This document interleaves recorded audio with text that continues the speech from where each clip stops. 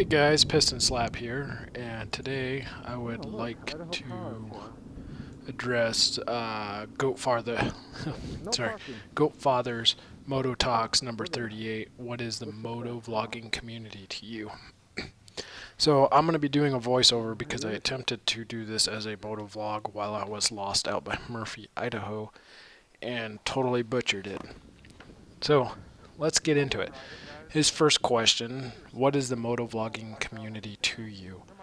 The moto vlogging community to me is a group of people that sometimes support each other as far as, ideas, tips, tricks, how-tos, things like that. Maybe we got a new person in the group that's looking to start up moto vlogging and it's like doesn't have a bike, so might sort through all our stuff or ask us questions about what bike we would recommend first. And sometimes it matters, sometimes it doesn't.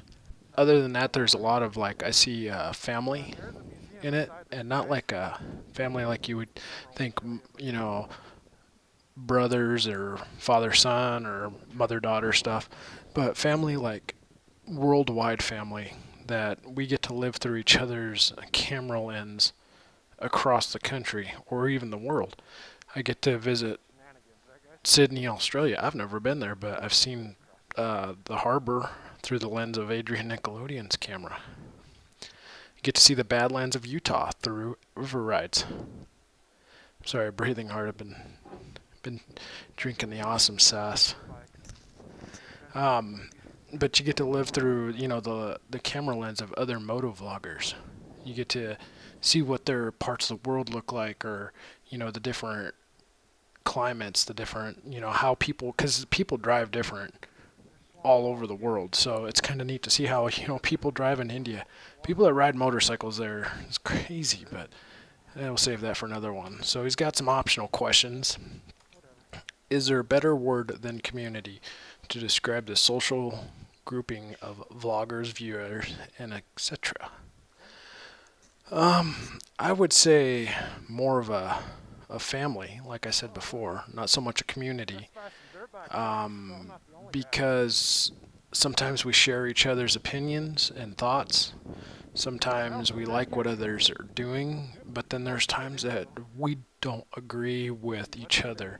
Sometimes a certain vlogger will do something, or a video will get posted, or a viewer might post something, and it almost brings up that family type life where some days everything's just easy peasy, and then other days you just want to wring somebody's neck. So community seems to be lighter. Family, I don't know, maybe it's just me, it just seems more of a family to me. Another one, here as he goes. How would you explain the social side of being a content creator? In parentheses, i.e. friendships, disagreements, life restrictions. I could say through YouTube, and as a content creator, I don't really look at it as I'm a content creator. I really just film stuff, talk about random things, and put it up there for you guys. Friendships that I've made off of it, yeah, I've met a few guys, mainly here in the Boise area. I'd really like to get out and meet some of the guys in the surrounding states.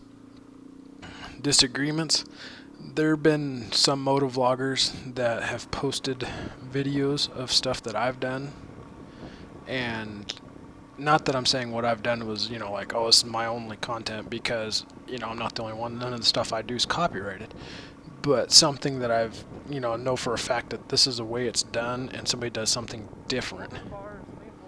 But there's more ways to, what is the old adage, there's more ways to solve a problem than just one way, or whatever. Anyway, life restrictions, well, I'm a married man, I have a family, so my life restrictions are is I have to play that role as a father and a husband, so I don't really get the round the clock time like some of the motovlogger guys do, or that opportunity that I could just pick up and go anywhere in the world, because really that's where it is. If you're a single guy or a single girl, the world's our playground. We can go anywhere, so there's just things like that. Another one, are you cautious with the relationships you form via YouTube? Yes and no. I kind of like to fill people out a little bit when I first meet them. If we're doing like a meetup, somewhere to go for a ride. I mean, it's not like I usually just show up and be like, "Hi, my name's Joe Blow. Here's my social security. Here's a blank check. And this is my address, and the whole insides.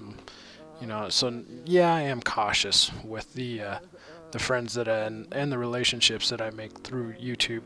The guys here local in the Boise area, we've ridden together a handful of times, and it's actually what we do is we have a group thing in the Facebook media, and that way we can all talk to each other and just kind of keep it in a giant group. That way, if somebody wants to go for a ride and try to put something together, but that's how we do that. Next question: how do you become part of this? Do you have to be a content creator? I want to say probably not. How do you become? You could be part of the motovlogging community and never make a motovlog. I believe, in my personal opinion, because you as a viewer could watch our videos and like and comment and subscribe and do all that stuff and still be very much involved. You may not produce videos. I watched probably for about a year before I even started making my own videos. So I don't believe you have to be a content creator to be part of this. Let's see, are subscribers and viewers part of all of this? In what way? I do appreciate the subscribers and the viewers. I have a lot more unsubscribed views than I do subscriber views. The nice thing about having the subscribers is it's kind of like, those are the certain people that you've left an impression with, that they actually like your content enough to add you to that list. I understand it's a free thing, it doesn't cost you a dime to hit the subscribe button. So, if somebody takes the time to actually subscribe to get me on that list, I really do appreciate it. The views, well, I do appreciate seeing my views go up, because the views mean that whatever I'm doing, somebody's interested in. Now, I have made videos that, don't get hardly any views, maybe 10, 15 views. I don't take it personally. I just move on with the next video. It's almost like a home video of, my video of, or life video of riding motorcycles that I'd want to share with you. So that's how in that personal or type of way that it affects me. So I like to say it's a yes or no with me. I care that I have subscribers and viewers. I care about all of them because I want to try to keep them happy, understanding that I can't make everybody happy all the time. And that's their ability as a viewer or a subscriber, that if they don't like what I've produced, they can just move on to the next video. So let's see what's on for the next set of questions, Mr. Goatfather. What do you provide to motovlogging? What I provide to motovlogging is, a sense of entertainment, for one. Sometimes, it's kind of dry, hard to follow. My how-to videos, there's a few of them that I have. I like to try to make my how-to videos so that others out there could do maintenance, simple services to their bikes, that they don't have to rely on a dealership, or maybe I don't know what's the word, enlighten, or just bring to light what certain things are, like something as simple as adjusting your chain. I mean, how many people I see out when I'm out riding that have no idea that your chain adjustment is a pretty critical part of your motorcycle. I mean, it's to the point where if it got bad enough, it could cause an accident and hurt somebody. So I like to be able to produce something like that and bring it to light for others to see and know how to do it. And as always, if there's any questions on how I do anything, that I'm always right there to lend a hand. And that's the beauty of the community here, is there's others out there. So that's what I provide. Have you created motovlogging related events? I'm going to say no, I haven't. If that's events like motovlogger meetups, I've never created one. I mean, I've met up with a few motovloggers here just to go for a quick spin up the hill. Let's see, live hangouts on Facebook or YouTube or any of that. I've never done that. I've been in one or two of them, but it's gonna kind of come off weird, guys. But I really don't like the trash talk and the negativity that some of I see in the live chats and stuff like that. So I've steered clear of those. Usually I'll jump in for however long, but once it starts going south, and I just kind of move on to the next one. Do you encourage or help fellow vloggers, viewers, etc.? I want to say yes. Something I actually seen today on Facebook, and it keeps coming up, and it's usually with the newer vloggers. What side do I mount my camera on? Left, right, center, chin, all that stuff. So, I always try to, at least put in my 2 cents on where I would personally mount my camera. Audio setups, stuff like that. Viewers that have a question about something, about maybe a product I use or how I use that product, or I even I can't remember the guy's name, but he had called me out on a capacity for an oil change, and before I even got on and said, hey, whoa, I made sure it was right when I made this product, I double checked myself and then got back in touch with him saying, that the capacity that he was talking about, and it's one of these things, he must have misread it or misunderstood that the capacity they were talking about was different from the capacity of what I was doing. And what we were talking about, just to kind of get you guys in on this line, is need a drink, I got a dry throat. Alright, better. We were talking about an oil change, and for some reason in the manual they have with a filter and without a filter. I've never met anybody that changes oil and doesn't change their filter, but it's in the manual. Alright, so let's move on. What do you hope to gain by being part of a social group? I don't hope to gain anything. I just am more appreciative to be here and to have my own thing that I do, and hope that you guys like what I do. So I'm not really looking for any personal gain in it. The one thing I do like about the YouTube community and motovlogging is my ability to look all the way back at my first video and go, oh my gosh, that was complete and utter crap compared to where I'm at today. And maybe a year from now I'll look back at today and be like, oh my gosh, I can't believe I was doing that. So that's what I hope to gain. What do you hope to leave behind for future vloggers and viewers? Well, I don't ever hope to leave anything behind, because if I've left something behind, that means I've left motovlogging, which means I will no longer be riding a motorcycle, or cameras and stuff just don't exist by then. So, but if that ever came to what to leave behind, I hope to leave behind truth as to why things are the way they are.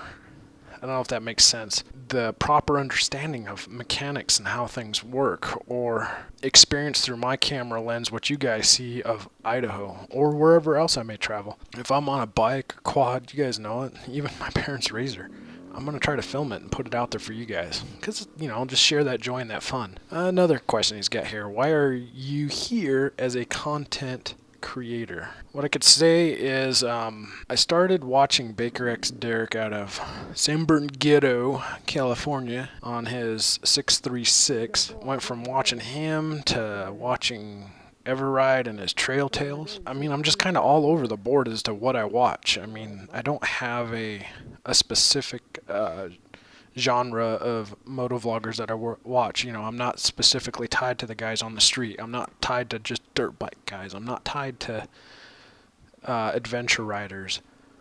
It just really depends on my mood and what I'm into right now. So currently I've really been into the whole dual sport dirt bike stuff, so I've really been watching a lot of their videos, hounding them and pounding them with questions and comments and all sorts of stuff.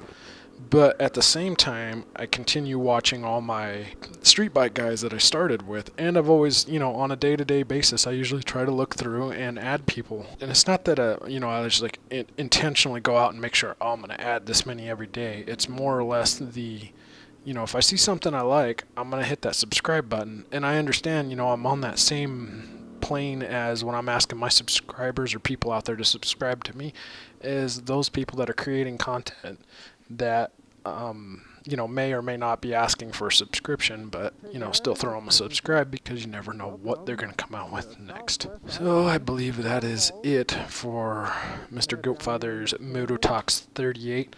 I'm Piston Slap, guys. I know I forgot to throw that in there in the beginning, but there is the intro screen. The video you're seeing today, or on this video, is actually just some of the stuff I filmed around Swan Falls, Idaho. So if you ever find yourself on Google Maps, just type in Swan Falls, Idaho, and that's about where I was riding, out there, and then kind of a little bit south and north. So thank you, Mr. Goatfather, for throwing that out there, and hopefully, just trying to be truthful and honest with you guys. But that's it. I'm Piston Slap, guys. Take care. Ride safe.